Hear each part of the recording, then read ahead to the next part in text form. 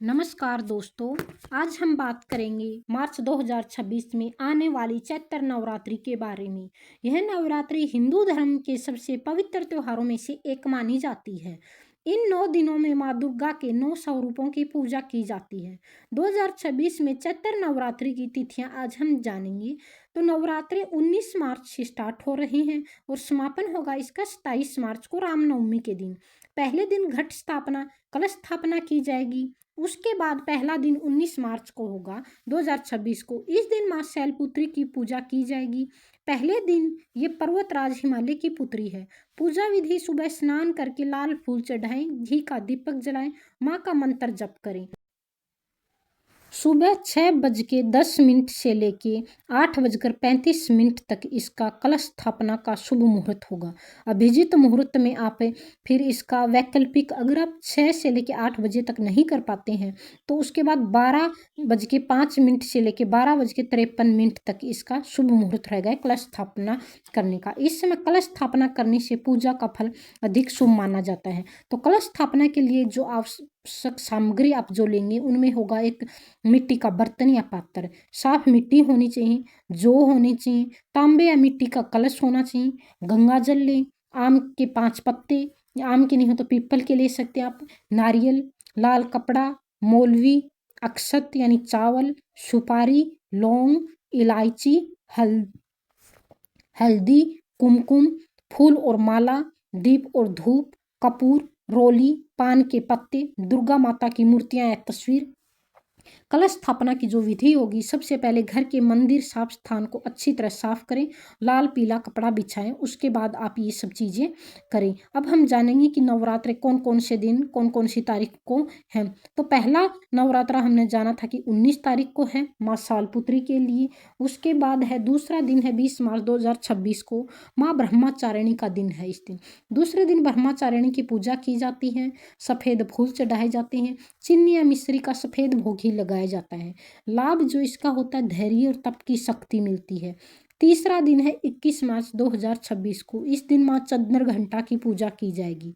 तीसरे दिन चंद्र घंटा को सुगंधित फूल चढ़ाएं, दूध से बनी हुई मिठाई का भोग लगाएं। इससे भय और नकारात्मक ऊर्जा से आपकी रक्षा होती है। माता रानी आपको नेगेटिविटी से दूर रखती है और पॉजिटिविटी ऊर्जा का संचार करती है। चौथे दिन 22 मार्च को होगा माँ कुष्मांडा की पूजा। चौथा दिन माँ कुष्मांडा का होता है। इस दिन कद्दू या कुष्मांड का भोग लगाया जाता है।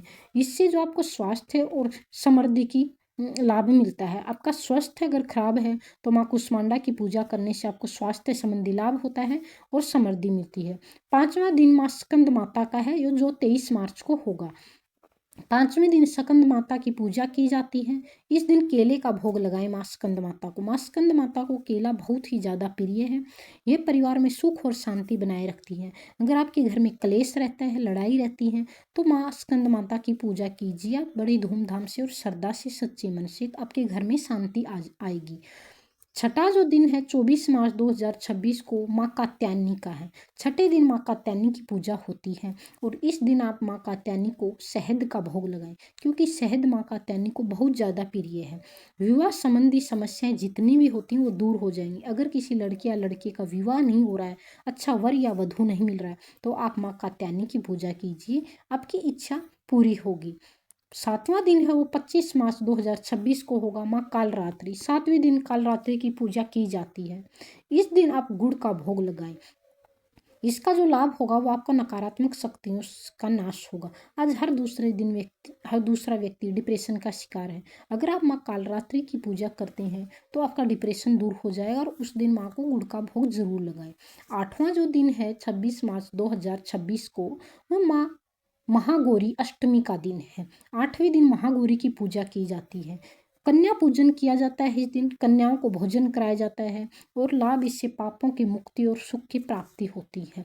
9वां दिन जो है वो 27 मार्च 2026 को माँ सिद्धिदात्री है, यानी इस दिन नवमी है। 9वें दिन सिद्धिदात्री की पूजा की जाती है। इस दिन रामनवमी भी मनाई जाती है।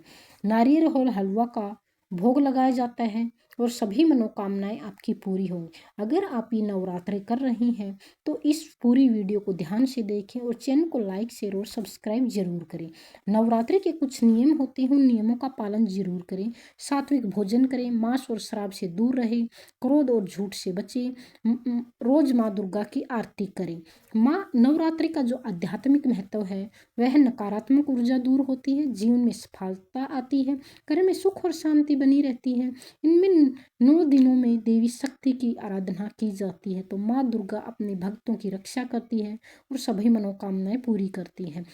जिसके घर में कलेश रहता है, दरिंदरता रहती है, स्वास्थ्य संबंधी नहीं होता, बच्चों की शादियां नहीं हो रही, अच्छे वर या वधू नहीं मिल रही, या फिर बीमार रहते हैं लोग, नेगेटिविटी रहती है, जॉब नहीं मिलती है, तो माँ के 9 रूपों की 100 रूपों की पूजा करने से आपके घर सुख शांति और समृद्धि आती है, अच्छे रिश्ते मिलते हैं, परिवारजनों से और रिश्तेदारों से आपके रिश्ते मधुर बनते हैं और आपके मन से नकारात्मक ऊर्जाएं सभी दूर होती हैं। इसके अलावा आप आध्यात्मिकता की ओर चलते हैं। इसके अलावा आपके जीवन में जो अनेक दुर्गुण होते हैं वो आपके दूर होते हैं, जैसे शराब, मांस मदिरा, लड़ाई झगड़ा, चिड़चिड़ापन, ये सब चीज़ें दूर होती हैं। इसके अलावा आपका मन शांत होता है और सभी इच्छाएं आपकी पूरी होती हैं। तो आप भी अब की बार बड़ी श्रद्धा और मन से नवरात्रि कीजिए और अपने घर में सुख शांति और समृद्धि और माँ से अपनी सभी इच्छा पूरी करवाइए। तो चलती हूँ दोस्तों, एक और दूसरी वीडियो में मिलते हैं और नीचे दिए गए कमेंट बॉक्स में आप